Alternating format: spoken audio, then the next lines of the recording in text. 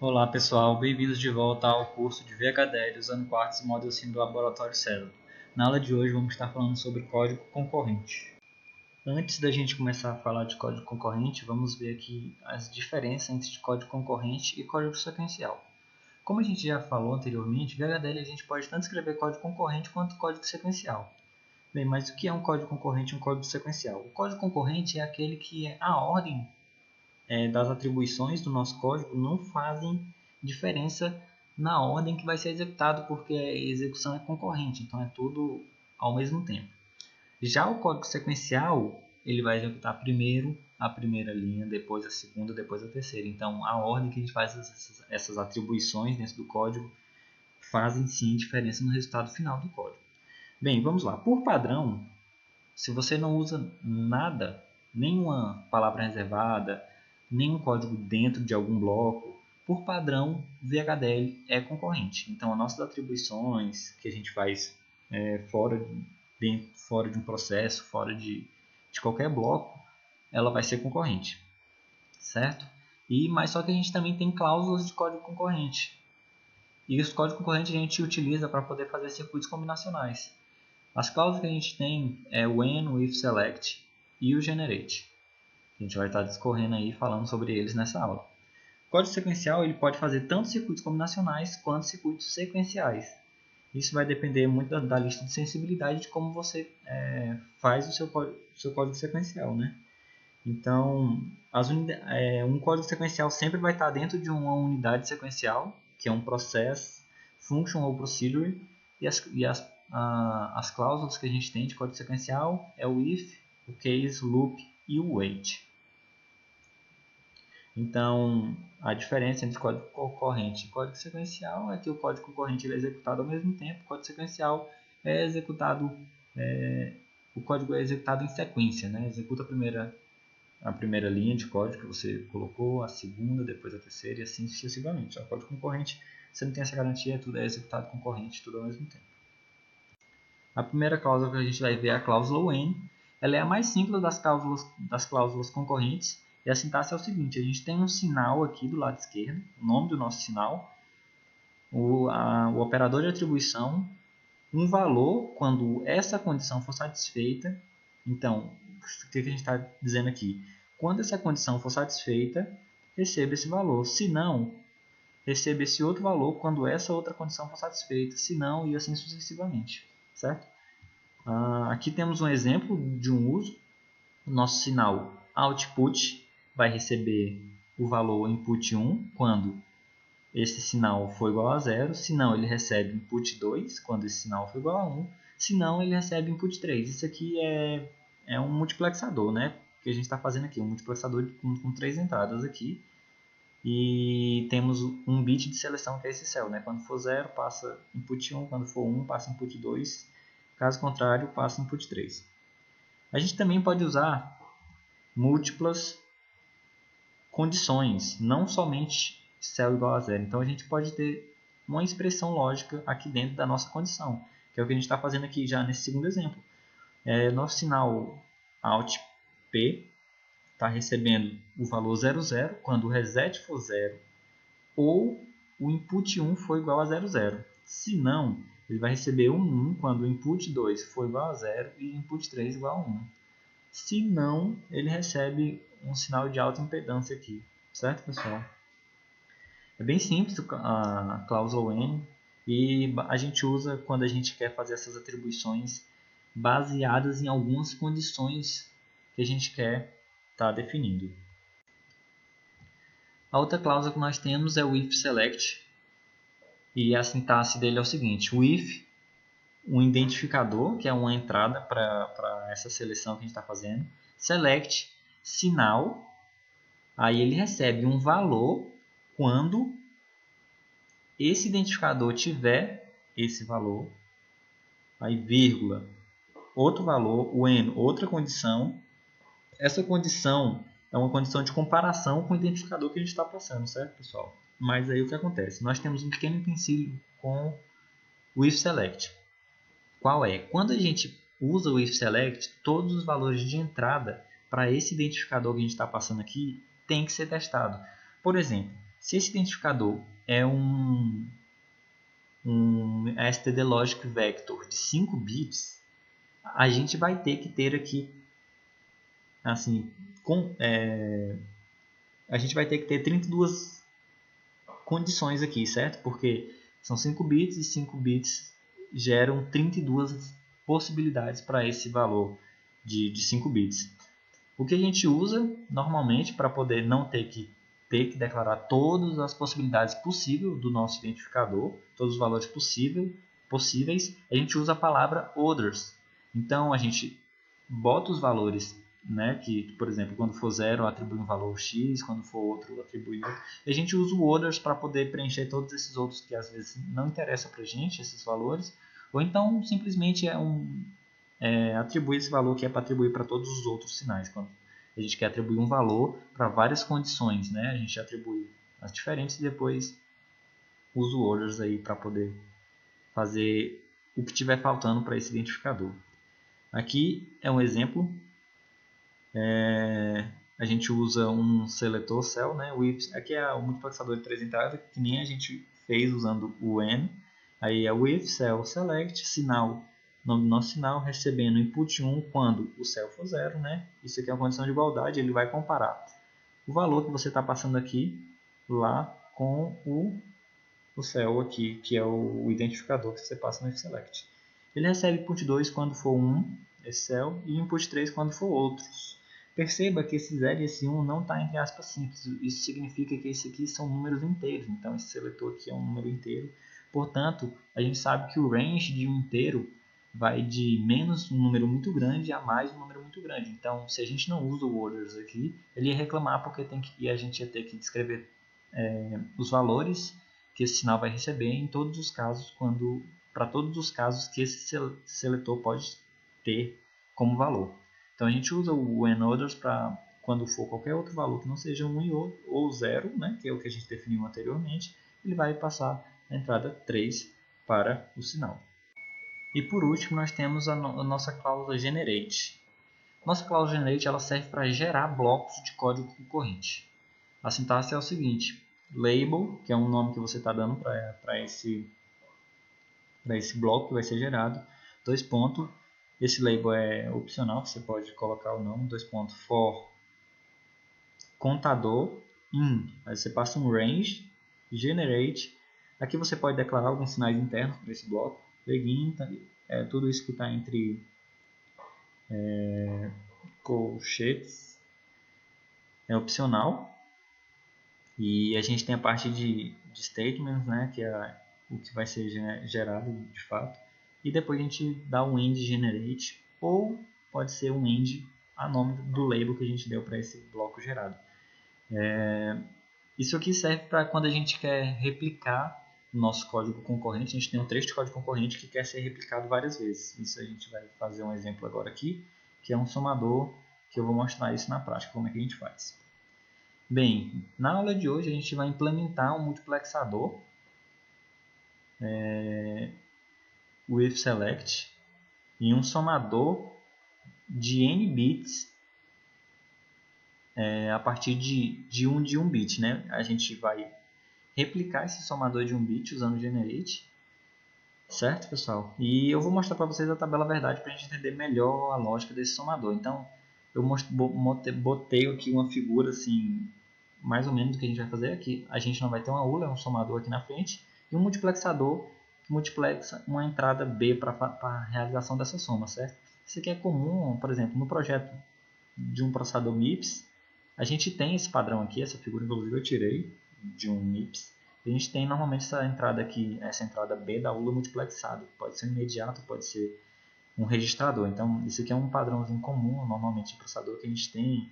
E é muito utilizado também em outros processadores, né? Multiplexar uma entrada para poder selecionar e passar para frente, para fazer alguma coisa. Então, é isso aqui que a gente vai fazer hoje, certo, pessoal? A gente vai começar fazendo o multiplexador. Depois a gente avança para poder fazer o somador, que é um pouquinho mais complexo. Certo, pessoal, vamos começar aqui pelo multiplexador, né? Então vamos imaginar que esse nosso somador ele vai ter um sinal A, que é aquele sinal que entra na parte de cima, Cadê? Sinal A, um sinal B e um imediato, que é o que acontece no if, certo? A gente vai declarar A, in, stdlogic, vamos vector, vamos usar vetores de 32 bits, certo?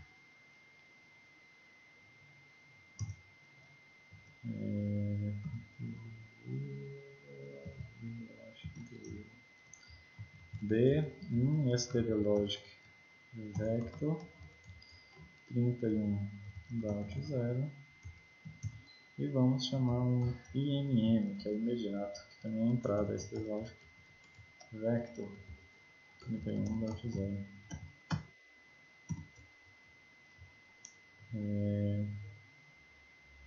Agora, tem que ter um bit de seleção também, né? Então vamos chamar cell, que vai ser stdlogic, porque a gente precisa só de um bit, certo? Para poder multiplexar duas entradas. Então vamos lá. A gente não precisa de nenhum sinal intermediário. Vamos multiplexar. A gente precisa só criar um sinal que é referente a esse fiozinho que sai do multiplexador. Então vamos botar aqui sinal saída multiplexador. Dois pontos, stdlogic vector, tem que ter o mesmo tipo, né? 31.0. Certo, aqui no nosso begin a gente pode, vamos lá, usando primeiro o n. Como é que a gente faria isso? A gente faria o seguinte, a gente faria assim, ó, saída multiplexador recebe, lembrando, essa entrada de superior aqui é o B e esse de baixo aqui é o imediato, certo? Vamos lá, B, when, cell, igual a 0. Else, senão ele vai receber o imediato. Quando, não vou nem botar quando cell igual a 0 não, né? Caso contrário, else. A gente também pode fazer essa mesma lógica, certo? Usando o if select. Os dois servem para a mesma coisa, só que a gente vai fazer assim, ó, o if, quem é o seletor? Cell, select, quem vai ser atribuído? Saída, multiplexador, recebe, ele vai receber B quando for 0 e recebe IMM when others. Lembra do others que eu falei? Tem que fazer. Se eu fizesse só assim, não ia funcionar, porque o cell, como ele é stdlogic vector, ele pode ter z, pode ter u, pode ter x, então a gente não definiu todas as possibilidades para ele. Então, como a gente quer para todos os outros casos imediatos, a gente usa o when others. Certo? Então, essas aqui são as duas maneiras de a gente poder fazer esse nosso multiplexador. E isso aqui vale para qualquer outra coisa que você quiser multiplexar, então você pode preferir o when ou usar o if select. Eu particularmente gosto mais do if select, eu acho mais organizado. Então vou comentar a parte que a gente fez usando o when e deixar o if select. Agora a gente vai partir para a parte do somador. Bem, pessoal, eu fiz aqui as tabelas verdade de um somador simples. E depois eu adiciono um carry out a esse somador para a gente poder entender melhor o código, né? Senão vocês vão ficar boiando, quem não tem experiência com muita experiência com circuitos digitais e fazer um somador vai ficar boiando. Vamos lá, temos duas entradas A e B, isso aqui é a soma de um bit somente, tá? E soma como uma saída e a soma é a saída, né? Então vamos lá. Botei aqui os valores, né? 0, 1, 0, 1, 0, 0, 1 para A. Vamos lá, 0 com 0, a soma é 0, 0 com 1 é 1, 1 com 0 é 1 e 1 com 1 é 0, certo? Isso aqui é a soma binária, eu imagino que não tenha nenhuma dúvida quanto a isso. Bem, isso aqui equivale ao quê? A gente nem precisa fazer mapa de Carnot nem nada, porque é bem simples, né? Ver a que porta lógica isso aqui corresponde, a que circuito lógico isso aqui corresponde. Isso aqui é um XOR, é um ovo exclusivo, né? só é verdade quando as entradas de A e B são diferentes. Por exemplo, 1, 0 e 0, 1, né? E aí a soma fica em 1. Então isso aqui é um XOR de A e B, né? Então é a equivalência, isso aqui é A XOR B. Então a gente já sabe que XOR equivale à soma de um bit, certo, pessoal? Agora, o que acontece? Quando tem 1 e 1 aqui, a gente tem um carry out, né? Então vamos adicionar essa saída carry out, que é importante para o nosso somador completo, aqui é a nossa tabela verdade. Então a gente mantém essa tabela com A e B, temos a soma aqui, como continua sendo saída, e o carry out. Vamos lá. 0 com 0, carry out é 0. 0 com 1, carry out é 0. E 1 com 0, carry out é 0. E 1 com 1, o carry out é 1. Porque o que acontece? Vai 1 com 1 dá 0 e vai 1, certo, pessoal? Isso aqui acho que ninguém tem dificuldade com isso, né? Agora, vamos lá. O carry out equivale a qual circuito? Isso aqui equivale à nossa porta lógica AND, né, pessoal? Só vai ser verdade quando A e B estiver em alta. Então, a gente tem que o carry out de A e B é A e B, certo, pessoal? Então, com isso em mente, eu vou partir aqui para o nosso circuitinho. A gente tem um semi-somador, que é um somadorzinho de 1 bit, recebe P e Q, que são os dois bits que estão sendo somados. O XOR, como eu falei, equivale à soma, e o AND, a porta AND, equivale ao carry out, certo, pessoal? Mas o que acontece? Esse carry out, ele precisa ser a entrada do próximo número que vai ser somado. Então, o que a gente precisa fazer? O que a gente precisa fazer é isso aqui, pessoal. O carry in tem que ser levado em conta na hora de realizar a soma. Isso aqui é um exemplo de um somador completo de 1 bit, certo? A gente tem P e Q, né? O nosso semi-somador que eu acabei de mostrar. Uma saída S, que é a soma, e um carry out. O que a gente faz? Ele agora também recebe o carry in, porque o que acontece? O carry in, o carry out, tem que ser propagado, né? E a gente propaga ele por meio do carry in. Então, o que acontece? A gente soma os dois bits e soma com o carry in que ele tá, né? Porque quando a gente vai fazendo a soma, a gente tem que levar em conta o vai 1, porque se teve vai 1, a gente soma com vai 1, certo? Então o que a gente faz? Soma os dois bits, depois soma com o carry in daquele bit, e aqui sim é o resultado da soma, certo? Então esse aqui é o somador completo de um bit. E o carry out vai ser o quê? Vai ser o carry out de somar P e Q ou o carry out de somar o resultado da nossa soma de P e Q com o resultado da soma com o resultado da soma com o carry in, né? O carry out. Eita. Deixa eu ver se eu consigo explicar melhor. O carry out vai ser ou o carry out de somar P e Q ou o carry out do resultado da nossa soma com a soma do carry in, que é esse nosso flow aqui, que é o que a gente vai fazer agora, certo, pessoal? No VHDL. Bem, pessoal, vamos lá, né? Agora para o nosso VHDL. Bem, para começar, vamos fazer que esse nosso somador seja um somador de n bits. Então, o que a gente vai fazer? Usar a cláusula generic que a gente já conhece, certo? Eu vou declarar um n, que é o tamanho, são os n bits, certo? E que ele vai ser positivo. E por padrão, vamos dizer que ele tem tamanho 32, certo? Aqui a gente vem aqui, fecha a nossa cláusula genérica. Aqui a gente está botando valor padrão. Certo? Agora, nossas entradas A e B não é mais 31.0, e sim n-1.0, n-1.0, n-1.0. E a nossa saída do multiplexador também, n-1.0. Certo? Bem, vamos lá. Agora, tendo isso aqui, vamos criar. Eu vou dizer para vocês qual é a estratégia que a gente vai utilizar. O que a gente vai ter é um vetor de carry que vai armazenar todos os carries de cada bit, e depois a gente soma A com B com o carry, fazendo um XOR bit a bit, certo? Então, já vou aqui declarar um signal int carry, né, que é um carry de entrada, um carry in. Vamos botar int carry in mesmo. E o tamanho dele vai ser o que? n-2 down to 0. Por que n-2? Vocês concordam comigo que o primeiro bit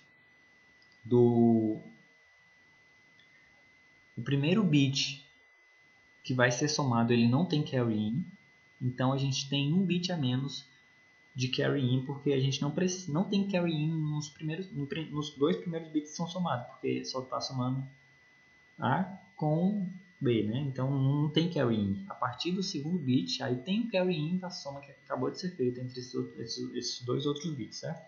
Então por isso n-2, certo? Então vamos ver esse carry in, a gente vai gerar ele em um generate, certo, pessoal? Como é que a gente vai fazer? Eu vou chamar aqui de cascade carry, que é a label, certo? Isso aqui está lá na sintaxe dos slides, só voltar aí no vídeo que vocês acompanham, certo? For e in range, qual é o range? 1 to n-2 generate, certo? Aqui a gente vai atribuir carry in no índice i, ele vai receber alguma coisa, que daqui a pouco a gente vai detalhar isso aqui, certo? Indi generate,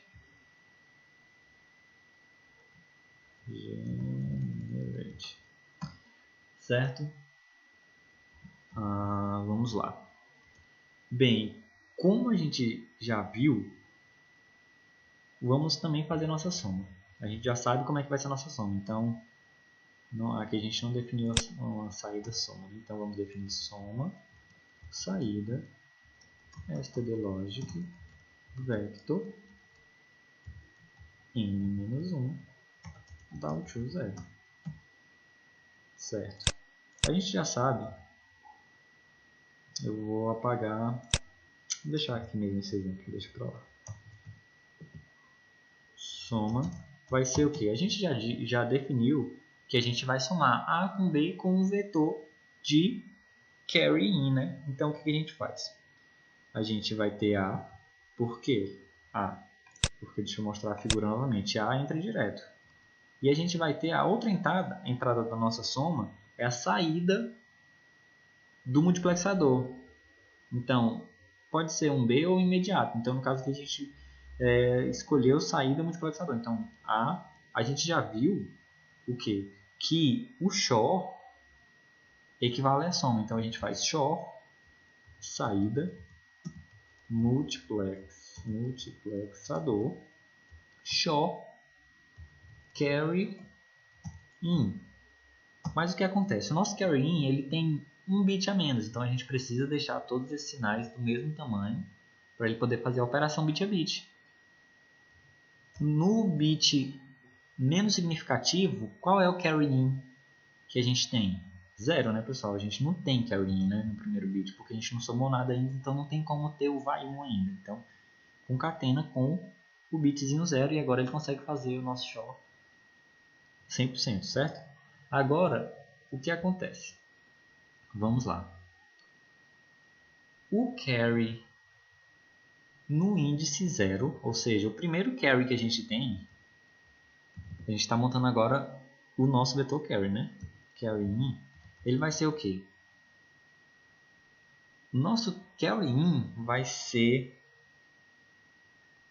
o resultado do carry in das primeiras palavras, dos primeiros bits, perdão, do bit menos significativo de A e B, né? Na verdade, de A e saída multiplexada, porque é o que vai entrar no somador. Então, a gente sabe que o carry out de 2 bits equivale à porta end. Então, a gente faz o quê? A, 0, end, saída, multiplexador, 0. Por que isso? Mostrei para vocês aqui na tabela que o carry out equivale à porta end. Então, o carry out dos bits menos significativos vai ser o carry in, né, da próxima soma, né, que é o índice, no caso. O carry out referente aos bits do índice 0 vai ser o carry in do bit 1, certo? Então, e a gente sabe que o carry out de A0 vai ser saída no processador 0. E que a gente sabe que o carry in no índice 0 está correspondendo a um carry out no índice 1, porque o índice 0 a gente concatenou com 0 aqui, certo? Então vamos lá. Agora, e aí esse nosso carry in aqui que vai ser propagado, né? Aqui a gente tem que levar em conta o carry in passado, o anterior, porque o que acontece? Vamos aqui a um exemplo. O que acontece? A gente pode ter tanto um carry in devido à soma de A com B, ou, por exemplo, quando a gente tem, vou mostrar um caso aqui, não sei se aqui eu tenho, né? Deixa eu ver. Ó, aqui, por exemplo, aqui eu tenho, vamos lá. Quando eu vou somar, por exemplo, esse binário aqui 0, 1, 1, 0 com o binário 0, 0, 1, 1. Por exemplo, olhando só para esses dois bits aqui, a gente não tem carry out para esse número aqui.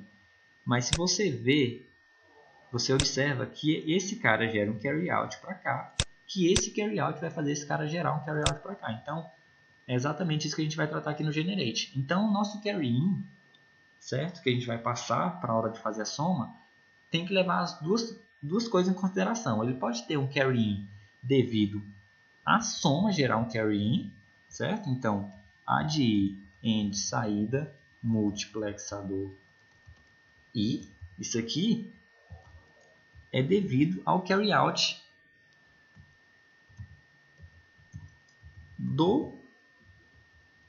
da soma, né, desses dois bits. Ou também ele pode ter devido a esse carry in que entrou, que é o anterior. Então, o que a gente faz?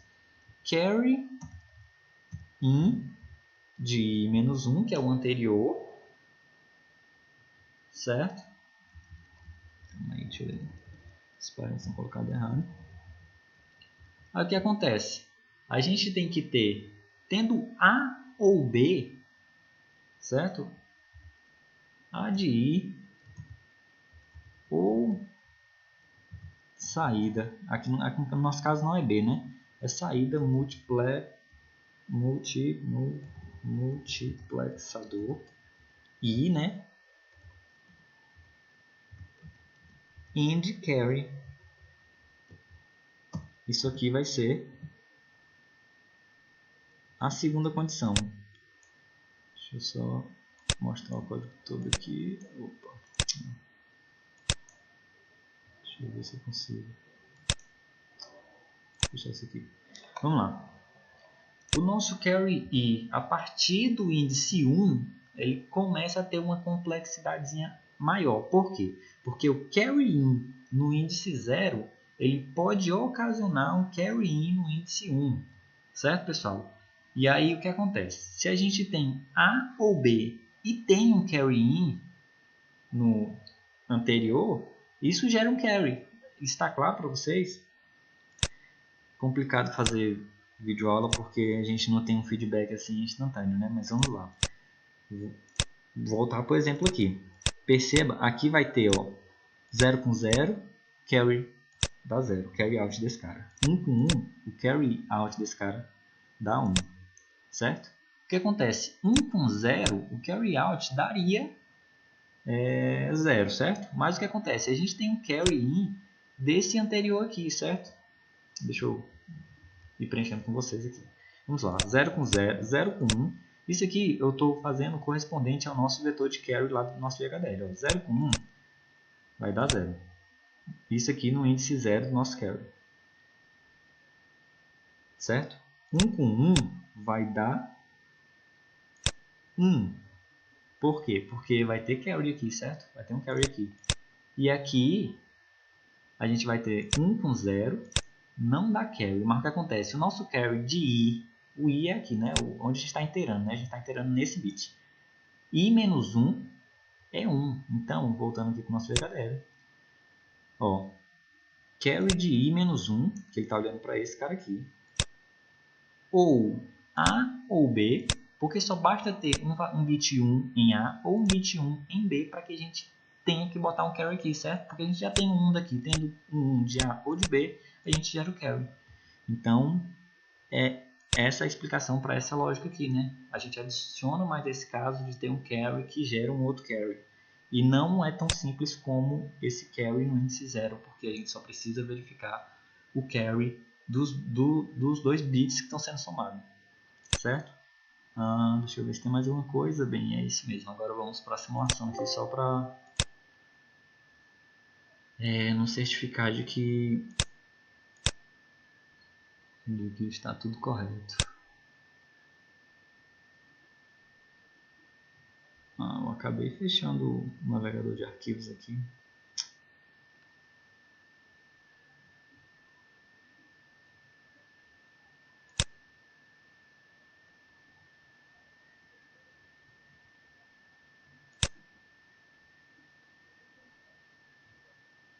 Vamos ver se compilou, parece.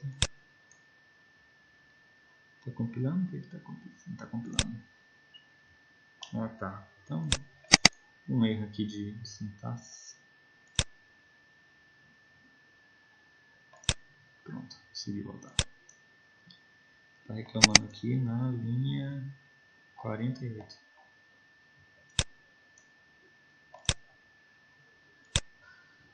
What? O que tá acontecendo aqui, gente?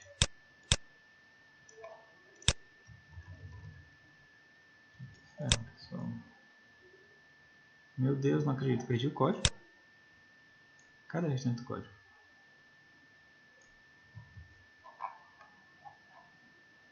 Jesus.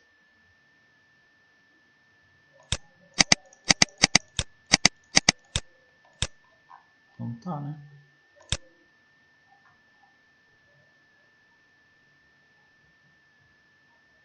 Perdi o código. Não tô entendendo o que aconteceu aqui.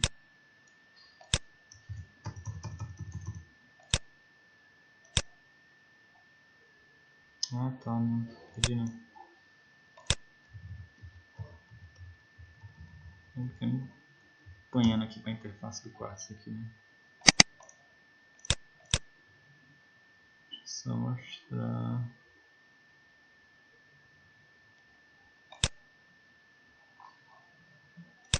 É isso aqui que eu tinha que fazer. Tá, vamos lá. Tá, faltou ponto e vírgula aqui, né? Talvez eu tenha errado o balanceamento dos parênteses. Vamos ver aqui.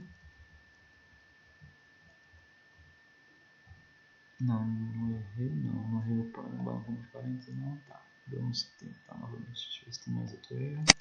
Tá, era ponto e vírgula, basicamente mesmo. Vamos lá. Só fazer uma simulação aqui para mostrar como esse somador funciona. A gente vai somar aqueles 2 números ali que a gente botou.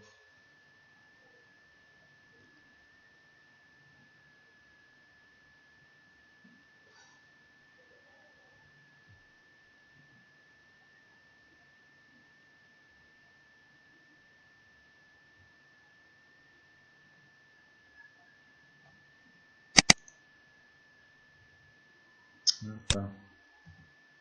Esqueci de botar o vector aqui. Acontece, pessoal.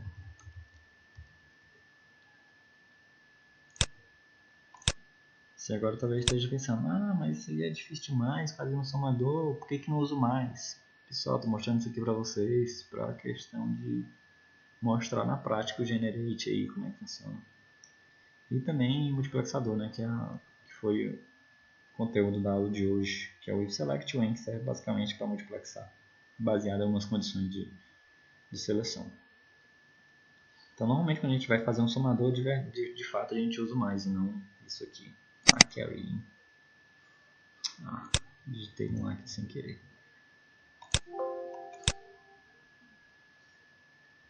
Voltando, normalmente a gente usa mais mesmo, a gente não usa isso aqui, né? Mas o generate aí já fica um aprendizado aí, como é que vocês usam o generate, em que situações, às vezes a sua componente precisa de algo semelhante a isso aqui. Bem, pessoal, eu simulei, né? Vi que tinha dado erro e aí eu parei a gravação para corrigir. Bem, eu cometi um deslize. Eu falei uma coisa e na hora de escrever eu escrevi outra. O erro estava aqui, né? Tava escrito assim, ó, anteriormente, se vocês botarem no vídeo aí.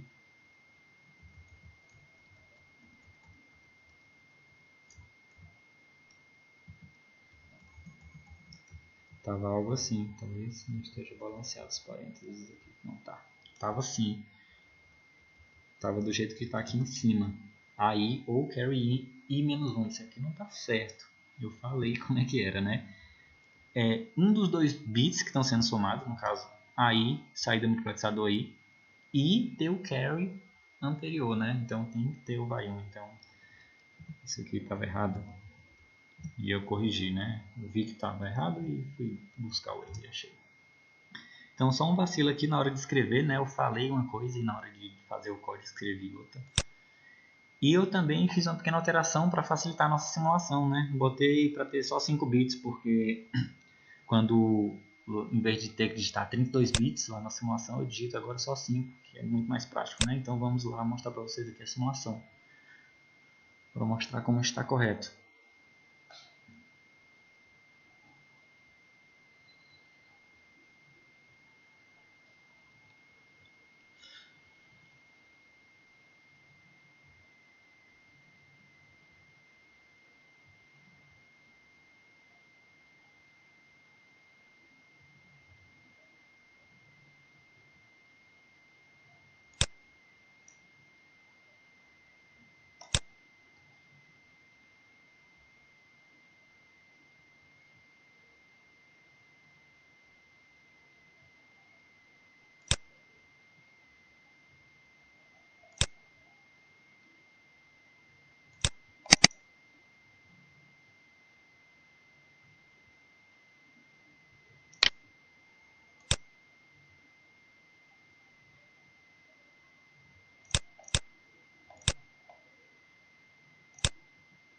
Vamos lá para os valores, né? Eu vou fazer uma soma de A com B. Eu vou dizer que A é 3 e B é 7. Imediato a gente vai botar um valor qualquer, 1, 2, 3, 4, 5. E no nosso seletor, já que eu quero que passe B, a gente bota ele em 0, né? Vamos ver se ele está funcionando e vai passar B e não imediato, né? Que é passar um ciclo e verificar, né? Bem, eu botei 3 e 7 exatamente para ter esse scale aqui, né? E mostrar para vocês como tá funcionando, né? Então eu vou agora converter para decimal para vocês ficar mais fácil de ver, né? Tá aí, né? 3 mais 7 dá 10. Nosso seletor selecionou correto, né? Isso aqui é a saída multiplexada decimal. Ele está selecionando o 7, né? Porque a gente botou o seletor em 0. Se a gente bota o seletor em 1, ele já vai selecionar a outra entrada, que é o A, aliás, o imediato, que é 0, e 3 mais 0 dá 3. Entendeu? Então, valeu. É isso aí, pessoal. E até a próxima aula. A gente vai estar falando de código sequencial.